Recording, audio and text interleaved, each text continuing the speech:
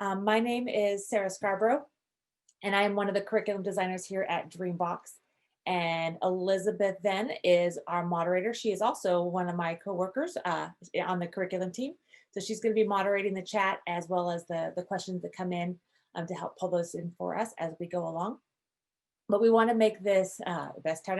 Now I'm going to need to go to this town. I'm going to need to go try Bellingham. Good. Well, we're thrilled to have you with us today. For those that have been using DreamBox in the past, we're going to be looking at the new features in DreamBox. And if you have never used DreamBox before, then we're just looking at the features. So myself and Elizabeth, all of the curriculum team, we're former educators, have been in the classroom. Some of us have taught elementary, other ones of us have taught high school, middle school. So we run the gamut of that. And so we are thrilled to be able to present these features within DreamBox. And we want to have some opportunities for questions and answers at the end if you have any of those that we can help answer, either about the dashboard, about reporting, about standards, about content. We're here to help answer as many of those as we can at the end. We are recording this video, and this will be sent back to you. One of we've done, this is our fourth one, so one of these will be sent back. I'm not sure which one it will be, but they will be sent to you, as well as we are going to curate all of the questions and answers that have come in over the course of the 4 different sessions, and we'll consolidate all of those together and send those as well. And so feel free, as we're moving along, please use the chat or use the questions and answers panel, and we will use that to help guide us as we are going. If you would not mind, in the chat, can you let me know if this is your first year using DreamBox or if you have used DreamBox before?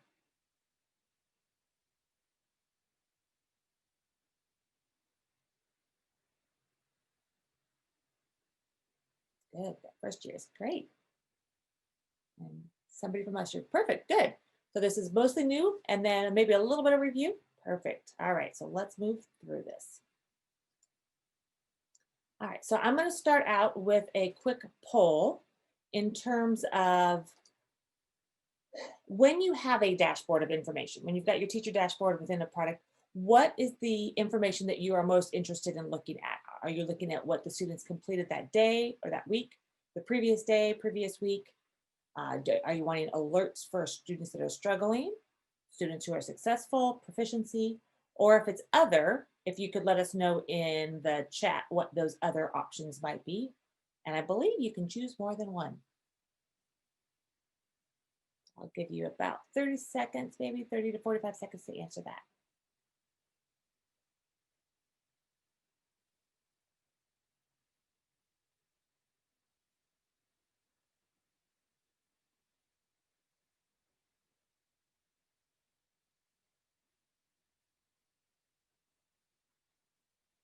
Looks like we've got 3 options that are pretty key for everybody. If there's anything that's other, please set it in the chat. So what it looks like we're seeing is what they completed that day or that week, what if they're struggling on things, as well as proficiency across standards. Right, so we can talk through those. And Elizabeth, if you could make sure that I remember to hit on the standards at the end, in case I haven't pulled that up yet, if you would help me remember that, I would appreciate that. Will do. All right, good. So as we are getting started, if you have not logged into DreamBox before, hopefully you have access to either your welcome email from DreamBox or you have your single sign-on via something like Clever. If you want to go ahead and get logged in, we'll have a couple things that I want you to do when we get in there. So if you could go ahead and get yourself logged in, that will be great. And if you have any problems or issues with this, please let us know. Hopefully you've all been in there before.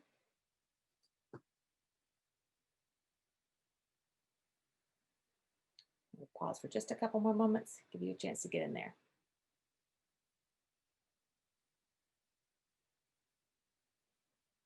Welcome, the other Deborah. We have 2 Deborahs in here now. Diana, Donna, and Kaylee, thanks for joining us again today.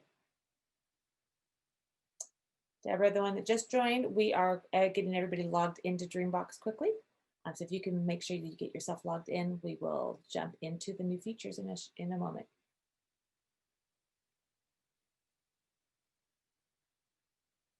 All right. Let us know if you have any questions and we'll see if what we can do to help if need be. All right, so for today, we're going to be looking at, as I mentioned, if this is brand new to you, we're going to be looking at the features in DreamBox. If you've used DreamBox previously, then we're going to be looking at some of those new features within DreamBox that we can show you where things are that are a little bit different. We will have opportunity for Q&A at the end so that we can answer some of those questions that you might have had already if you worked with DreamBox before or if you just are getting started. And please use the chat. Elizabeth is going to be moderating, and we will make sure that you have the questions answered. Okay, so Diana, you don't have a login. Did you get an, do you know if your school is using, you're an 8? Okay, so we'll need to talk with your school and we'll talk with you a little bit about some of those ideas at the end on what you can do in order to be able to get your login for that. So we'll stay on at the end and we'll talk a little bit more. All right. So the key thing, as educators, we're always looking for ways of driving growth for our students. The graphic that you see here is an example of this, where we have engagement that's going to drive usage, and usage is going to drive impact, and then impact itself drives back to engagement. What you have here is this very, complete continual cycle. It's something that applies to both teachers as well as students. And so if you're a teacher and you're engaged with the Insights dashboard, you're going to be driving your students to complete more lessons in DreamBox. So you'll be driving more usage. Okay? As that result of that, you'll see more growth for your students. That growth is going to drive that, you've got that impact. That's going to drive you to look at more of your data within DreamBox in order to differentiate for more students. And that's again going to drive more usage, more impact, repeat. Okay? We believe this is a cycle that also applies to students. So when they're engaged with the mathematics, they're going to complete more lessons. More lessons that they complete means a greater impact on their learning. And the more successes that they have within mathematics, it's going to push them to want to learn more, to engage more. And again, the cycle continues to repeat. So we want to make sure that we're helping you understand what's available within your educator dashboard and how you can engage with the data that's available there to help inform and instruct your work with students each day. So in terms of the Insights dashboard, so if you are familiar with DreamBox from the past, you have seen a different version, or you might be having toggled between the old version and the new. We've got that option up at the top bar. But what we learned from extensive feedback from our customers, there were 4 key areas of need that they wanted within that dashboard. They wanted to make sure it was relevant, that it was timely, actionable, and easy to navigate. So in terms of relevancy, we wanted a homepage that brings educators' data together about their class in a week, over a course of a week or the past week, into a single view that's very easy for them to scroll through so that you can make your daily plans, you can review day-by-day activities for students. In terms of that timely data, there's a clear split that we heard from our customers, that there's what's going on right now, like what are the students doing right now, and what is about the data for the entire school year. So to that end, we moved the monthly reports into a reports page, and we created the homepage that we're going to be looking at today, that really helps educators to be able to view the data that they need to be actionable in real time. So that's what the actionable is. We want it to be supportive, informative, so that you can look at it, you can identify students who are struggling, students who are succeeding, in order to, again, make those real day-to-day decisions. And last but not least, if it's not easy to navigate and it's not easy to use, then it's not going to be very useful and helpful for you as a teacher. So we wanted to make sure that the dashboard is very simple for you to work through. Okay. So I'm going to walk through kind of how this works based on this little video that I made, because sometimes when I get into the dashboard, things like to slow down on me. So I'm doing it this way. But you should have access to this within your teacher dashboard as well. If you have teacher rights, if you had administrator rights, then you might look a little bit different, and we can talk about that if need be as well. So in terms of, get this rolling. Okay. So you'll notice up here on this homepage, I can scroll between last week as well as this week. So I can see those 2 weeks worth of data. In order to, maybe I want to do a midweek check-in, and I can look to see this right here, the last activity completed. So there's a couple things here. You can see if the students have paused lessons, if they've completed with understanding. Okay. There's also times where you might see, this example doesn't have one here, but they might have completed with no demonstrated understanding. All of that's information that we funnel in to be able to make decisions based upon the next lesson that students should be completing. You can see the total time that they have completed, as well as the total number of lessons. This matches their lesson counter within their dashboard as well. You can sort on any of these columns. In the alerts and achievement sections, we've got the standards complete right here. So you can see over the course of that time period, if students have completed any of those particular standards, so you can kind of give them some kudos, give them some acknowledgement. Same thing if there are lesson groups that are completed. So you can see which students have been working on these.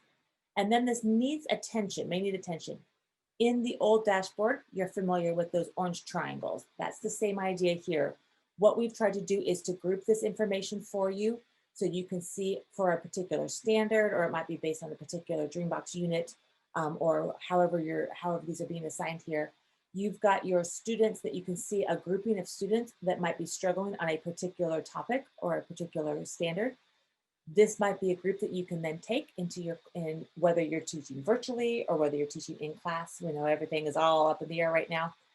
So if you're teaching virtually, you can create a small Zoom session with these students or a Google Meet so that you can pull these students and try to work with them to see what's going on here. Same thing in a classroom. If you're doing small group rotations, you might ensure that these three individuals are in a group together so that you can help support them as need be. If I scroll down, so again, I can see all of these individually and the groups of students and the standards that they are working with.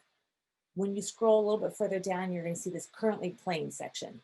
And this will show me the lesson groups that students are working on. And again, you might be able to see individual groupings of students as well. The nice thing here is you can see the different standard, the different grade levels of content that students are working on.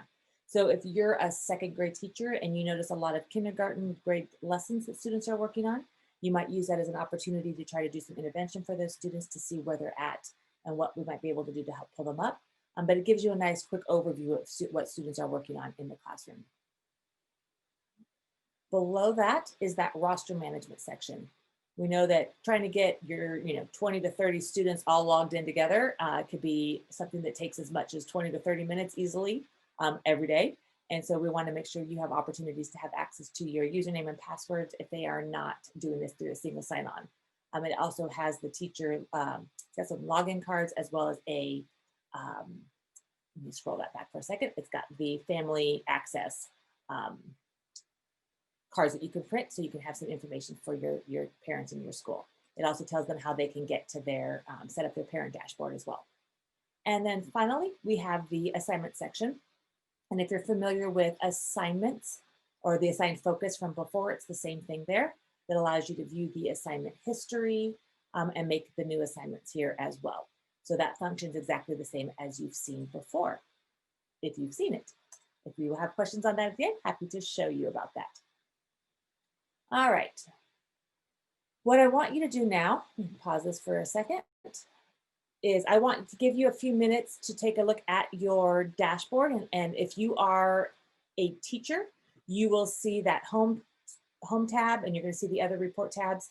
And Kaylee, it looks like you might be set up as an administrator. So you are seeing multiple classrooms. You will not have this home tab as it is. You're just going to have these other 4 tabs for reports, MyFlex PD, resources, and settings. So yes, if you can, I'll take a look at that for those of you that have access to your account. And I know, Diana, you mentioned that you don't have a login yet, so we will work with you on that one to see if we can help you figure out what you need at the end. But yes, so take a look, see what you have in your dashboard. If you have the teacher account, just scroll through. You might have students who've already been playing. That's great. You can start to see some of the data. And if not, take a look at what those different sections are so you're familiar with them when you start to get students in. I'm going to pause and give you about 2 minutes for that. And Kaylee, just so you know, there is an update that's coming early in November that will actually give you rights as an administrator to be able to, quote, impersonate your teachers. Not quite that same strong word, but you'll be able to view the teacher side of it so that you will have an ability to see each individual student data, just as the teacher data, just as your teachers in your school would be. Yes, it will be all in one screen. So yeah, there'll be an update coming. I believe it's right in early November that's going to come that will give you an opportunity from that page to be able to access and mimic like you're a teacher. So that was feedback we heard very loud and clear and wanted to make sure that we get that updated. So I'm going to pause for 2 minutes and then we'll jump back over. Please send questions if you've got any.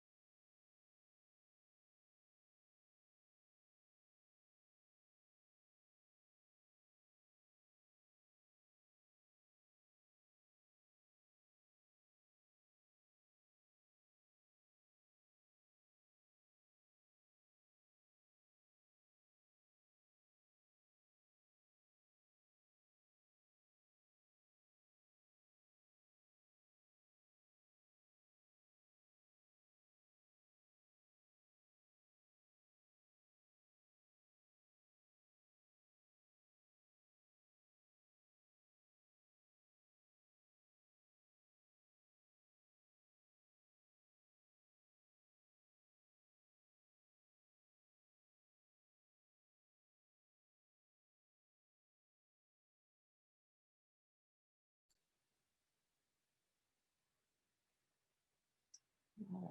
And again, if you've got questions, please use the chat or the questions panel so that we can answer those as we go.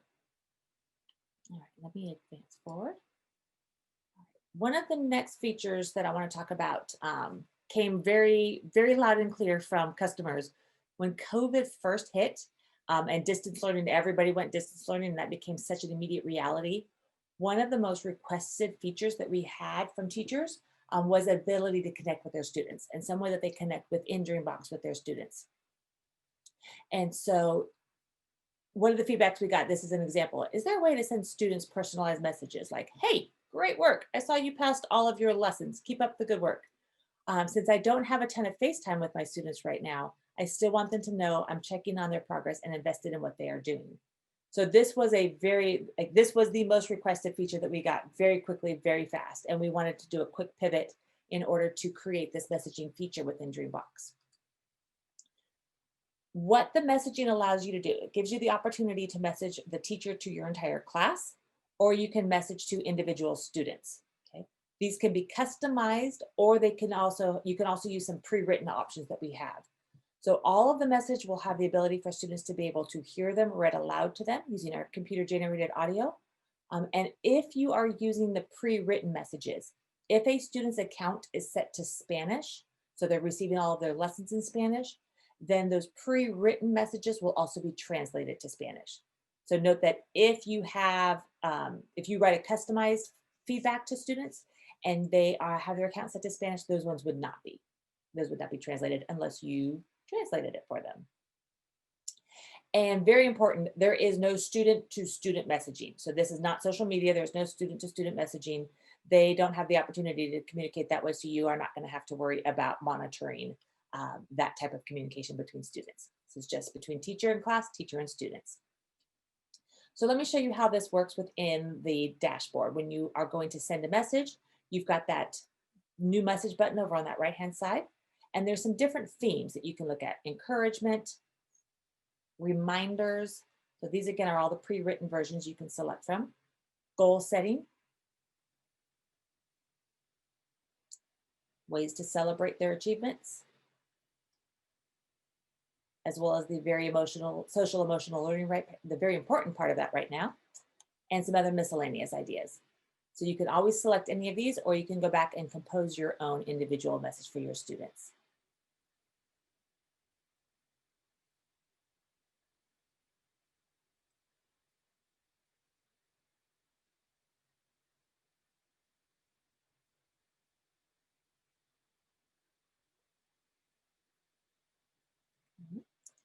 When the students go to it, you'll see on the bottom right-hand corner of their dashboard, they'll have that little icon, and they can see your message, and they will be able to respond via an emoji.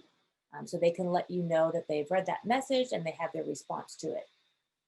So they can give it a heart, a thumbs up, a smile, other options there. That'll send it back to you. The other way they can send you feedback is when they're in a lesson, they can click the messages icon, the envelope at the bottom, and there are 6 different options for them that they can use. They can use the I've got this, I'm ready for something new. It's getting there. I need more time. I might need a break on this. I need to work with a friend to help, and I need some help from the teacher. So this is going to make a screenshot of where the student's at, and this will send it to you as well. So the students have these responses that they can send. And then you'll notice that when it flips back into your dashboard, you're going to see these red notifications. So you can select that. You can see that the student has read the response. You can see their reaction to it. You can see what they have sent you, and you can respond in any way that you choose to.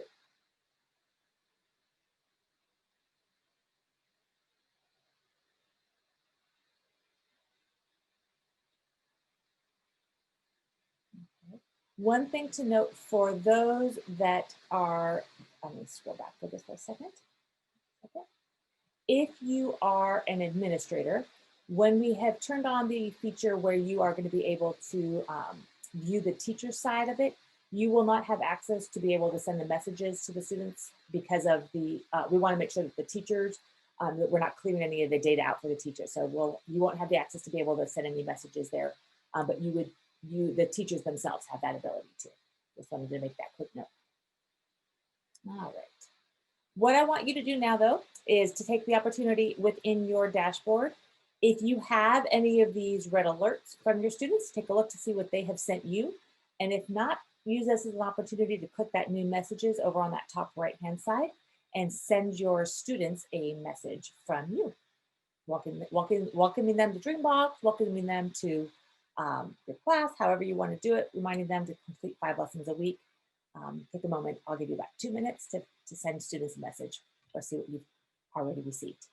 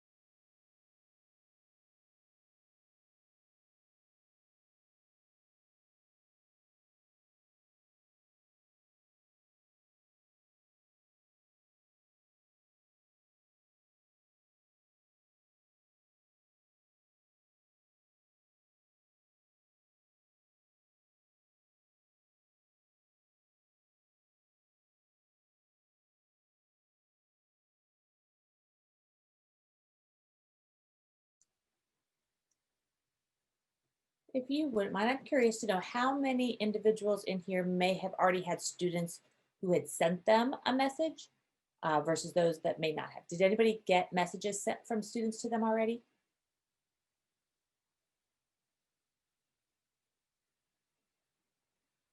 Not yet.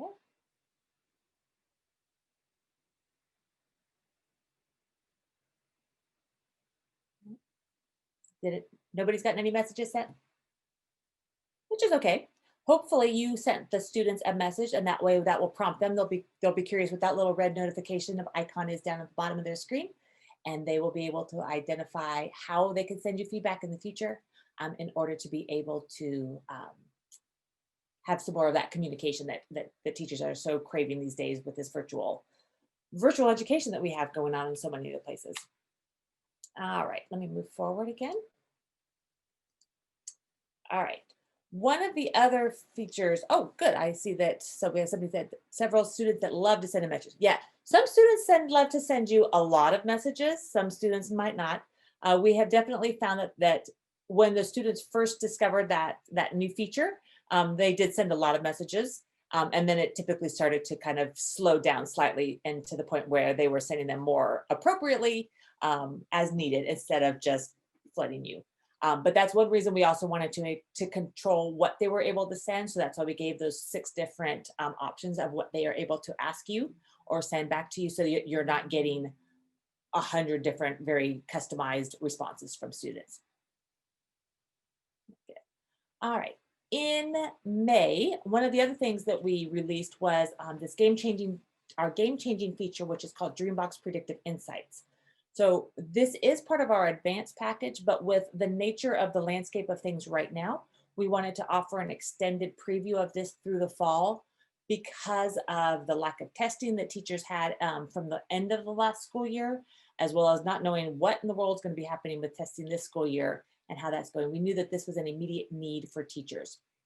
So what you're going to have with our DreamBox Predictive Insights is a way that we're going to leverage the data as students are playing DreamBox and use an empirically validated statistical model in order to generate predictions about how these students are going to perform on any test of their grade level standards. Those are those typical end of the year assessments.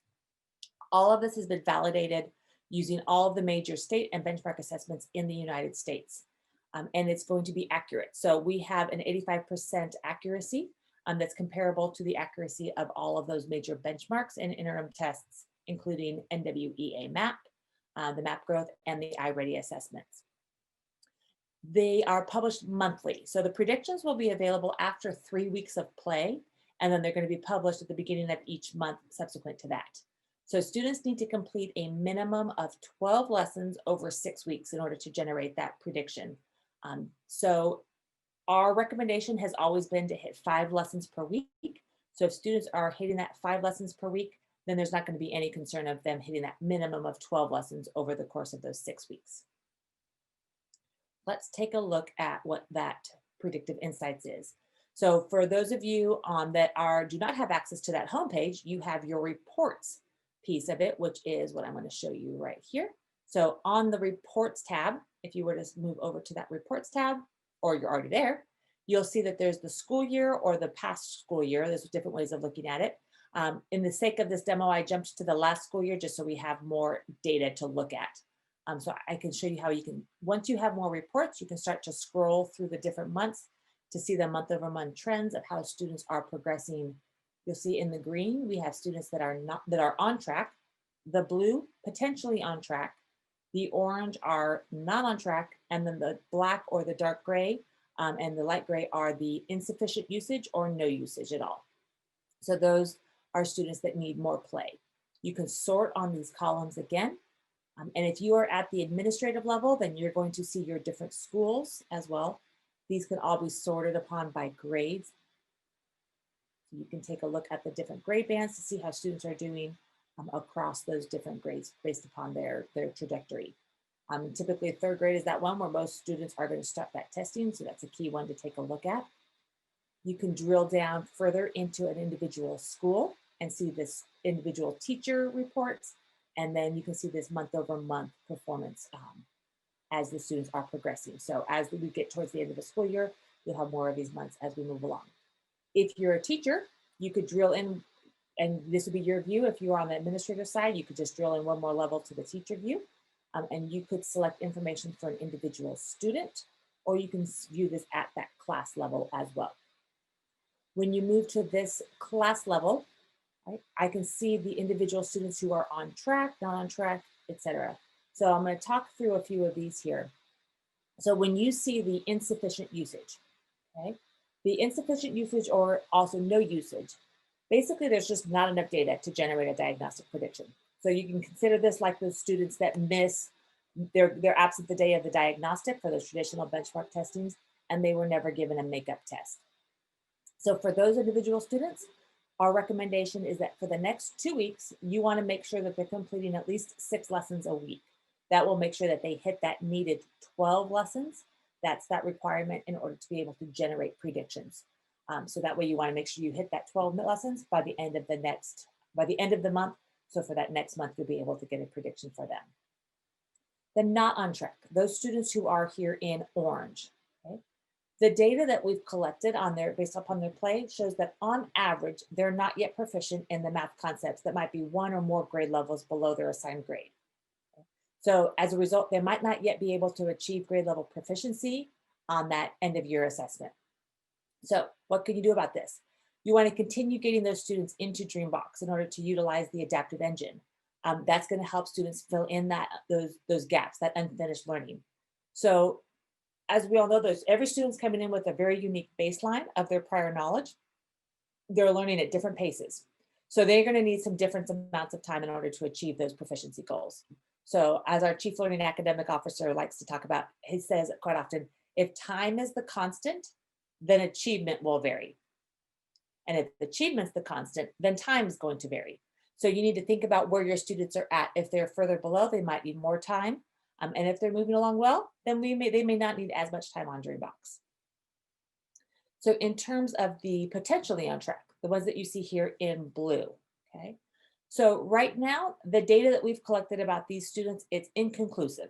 So many of them do have the potential to achieve grade level proficiency on that end of year assessment, okay? But every statistical model does have its limitations. And for us to be sure that we're being transparent, we want to also provide the most useful insights from that data. We're only going to provide a prediction if there is an 85% accuracy rating or higher. And for those students who are potentially on track, we don't have that 85% kind of accuracy rate mark. So that's why they're going to be listed as potentially. So again, some of those students will certainly be ones that will be on track and some may not. We just don't have as much confidence in the prediction yet. Again, for those students, getting them into making sure that they are hitting that recommendation of 5 lessons per week. If they're not, you want to encourage them to hit that mark, and that's going to help us understand a little bit better in terms of where they're at in that trajectory towards proficiency. And then for those students in the green who are on track, okay, what that indicates is if they maintain that current trajectory in DreamBox, how much they were playing, how much they are continuing to move forward and move towards mastery on their standards. The data indicates that they are on track to achieve that grade level proficiency on the end of year assessment. So for these students, you want to keep them motivated in DreamBox, keep them working as they have been in order to ensure that they keep moving along that same trajectory. Okay. Questions about this DreamBox Predictive Insights? I know there's a lot of information there. Please feel free to use the questions panel or the chat. And I'm going to take a peek to see if there was anything that came in there.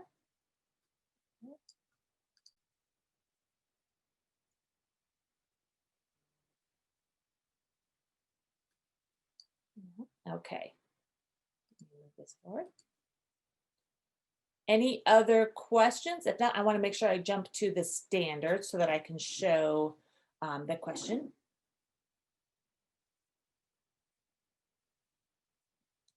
Okay, let me go ahead and pull that up. Oh, let me get logged in real quick. I thought it was in there. So for standards, and let me, okay. So there's a couple options here as a teacher or an administrator.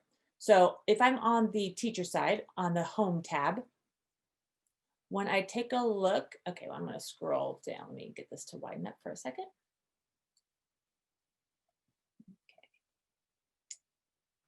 Okay. So there's a couple ways you can get this.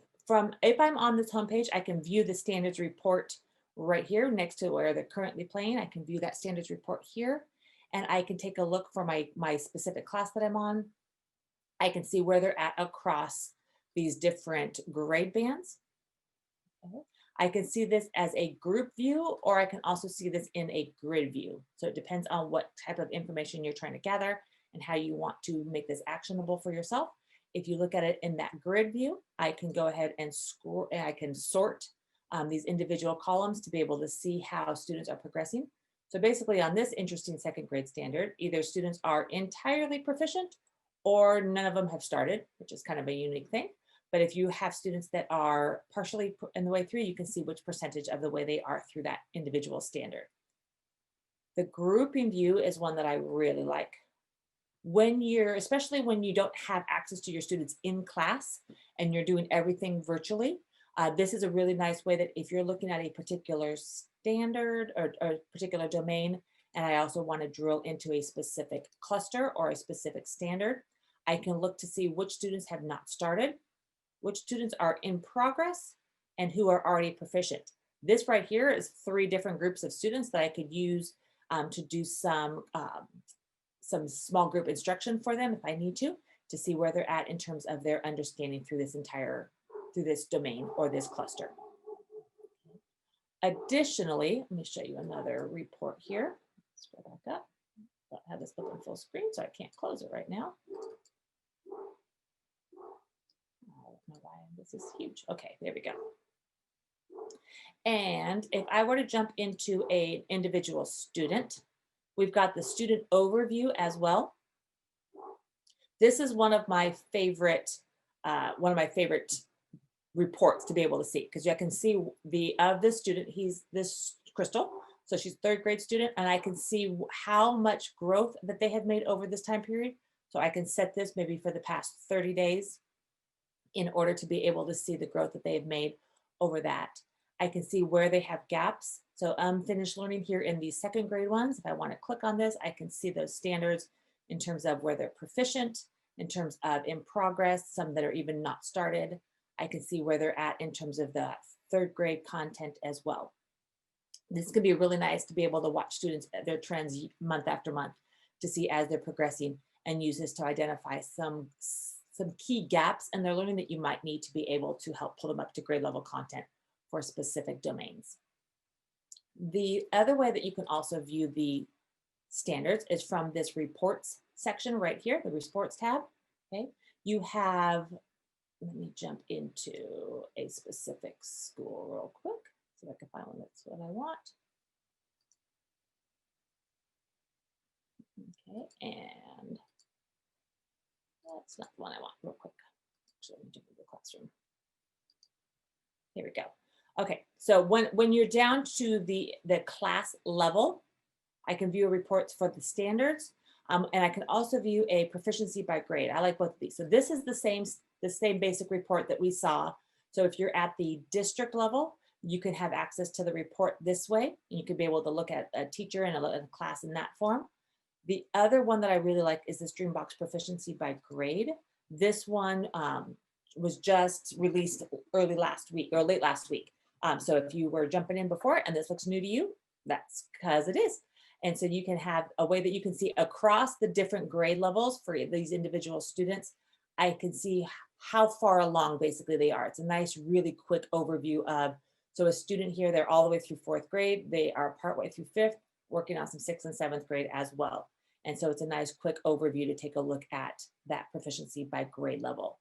So if you knew a student is back here, a student that is significantly below grade level, then I can use that to take a look at that individual student to maybe try to figure out some ways to do some intervention for them and help support them the best way possible.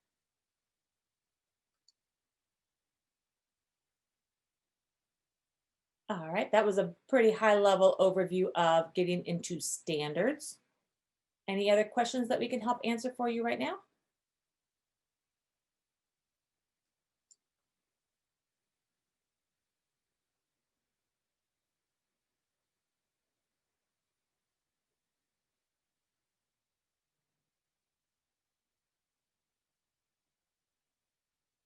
Happy to answer dashboard questions, happy to answer content questions, lesson questions, whatever we can help you help get you started.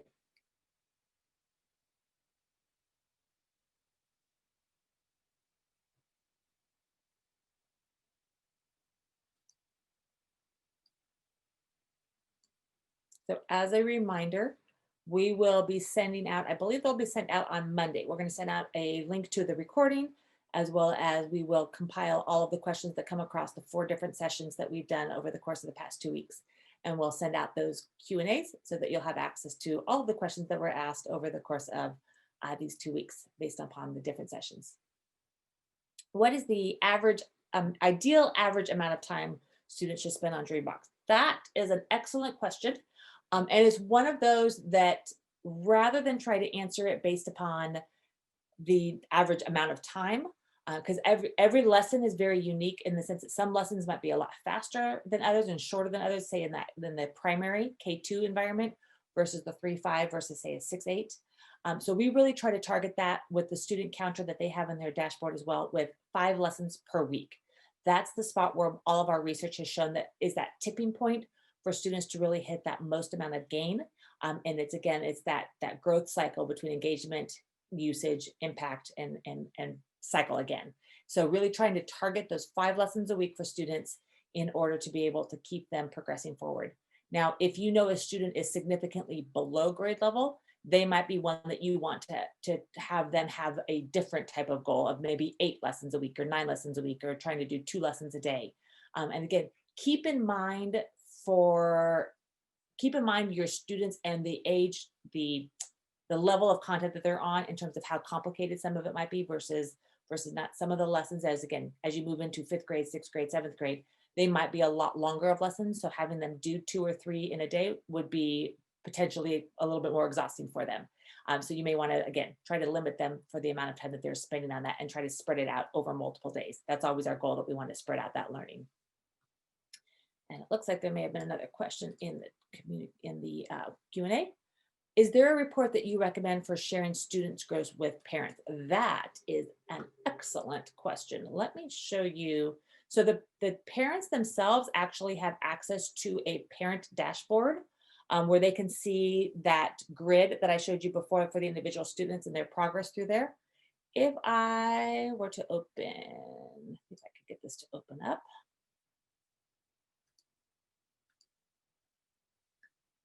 I believe this will have our instructions on it.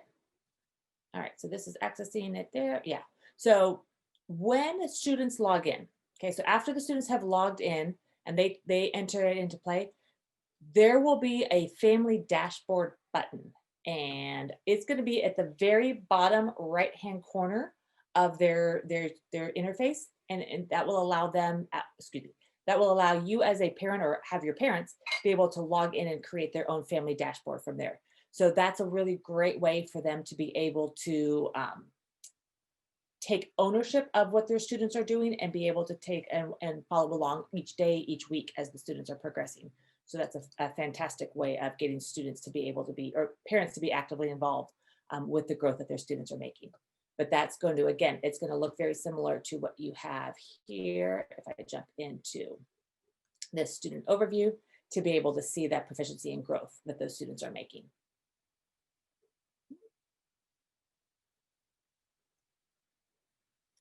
If they advance and make progress at a rapid pace, does the program automatically adjust? Yes. So we have different ways that we are going to adapt for students. So as students are showing us how they're responding to the virtual manipulatives, what type of mistakes that they're making, what type of strategies they're applying, we're going to be able to shift and move students up and down within the curriculum very seamlessly and to be able to give them the next best lesson based upon where they're working. Now, if they are making quick strides through the different lessons, we have some ways that we can begin to advance them faster through that to try to get them into their optimal point of learning a little bit quicker if necessary. But yes, so there is all sorts of adjustments that are making for the next problem, the next lesson, and then if we need to move them more rapidly, we can do that too. Great question.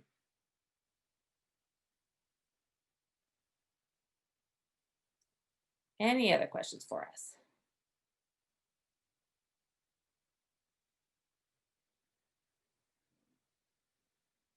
Don, I want to make sure your question about the parent dashboard was answered well enough. If there are any other questions about that, again, you can use from your teacher dashboard. There is the parent letters that are over here that you can use to help you, whether you're doing a single sign-on or if they're doing the unique logins. Those, either one of those options, you'll have those available within your dashboard to be able to use.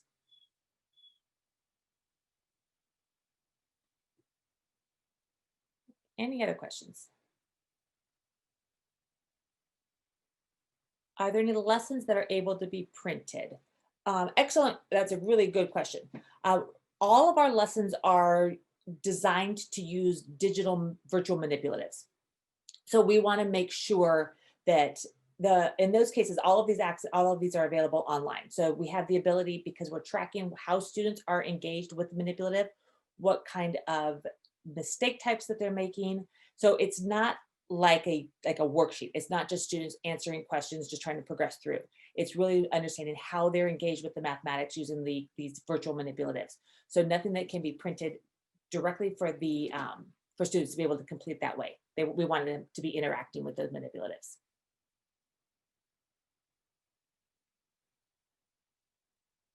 Good questions. Keep them coming.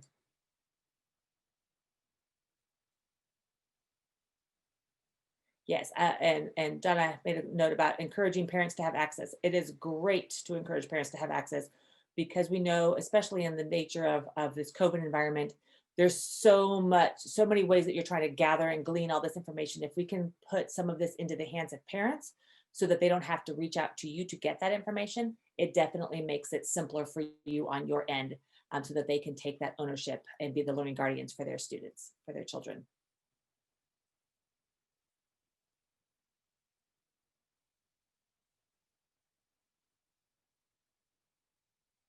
If there's no other questions, we'll stay on the line for a little bit and we'll make sure we can talk with Diana, to get what information that she might need, so that she can get herself logged in. But otherwise, thank you so much for joining us today. And again, we'll be sending out a link to the recording as well as, the curated Q&A as well. But thank you for joining us today. And please keep in touch. Let us know using DreamBox Nation within your teacher account. I'll show you where you can access that in the resources tab. If you scroll all the way down, we buried a really great feature, but the DreamBox Nation here allows you to have access to other teachers within the community to ask questions. Oh, sorry. I'm on a demo account. It's not going to go for me that way, but it gives you access to teachers to be able to ask questions, to do challenges, to be able to earn, credit towards different prizes for your classroom, things like that. So thanks so much again for joining us today. And we look forward to seeing you on some future sessions. Thanks, Deborah.